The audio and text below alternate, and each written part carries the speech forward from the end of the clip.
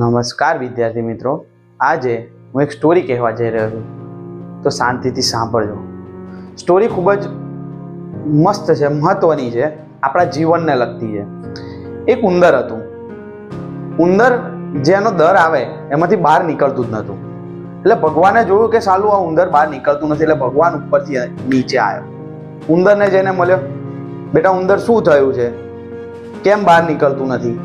તો ઉંદરે જવાબ આપ્યો, ના હું બહાર નહીં નીકળું. તો કે કેમ? તો કે પેલી બિલાડી મને ખાઈ જાય. તો કે બીવા ના હોય બેટા, નીકળવાનું બહાર. તો કે ના, ખાઈ જાય મને.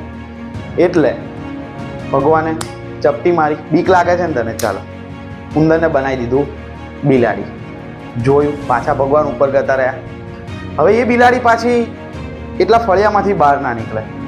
એનું જે ફળિયું હતું, એનો જે એરિયા હતો એમાંથી બહાર નીકળે નહીં. એટલે ભગવાને જોયું કે સાલું આ તો અહીંથી બહાર નથી નીકળતી.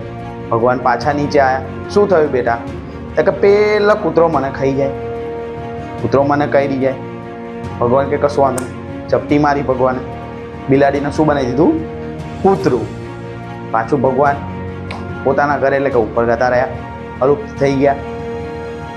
ભગવાને પાછું જોયું કે કૂતરો જ સાલો બહાર નીકળતો નથી, એનો જે એરિયા છે એમાંથી બહાર નીકળતો નથી.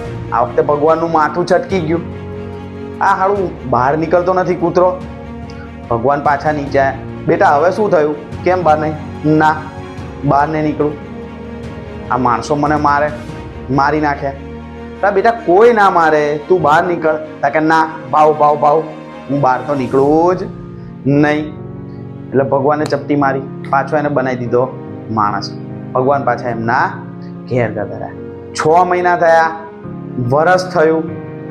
ભગવાન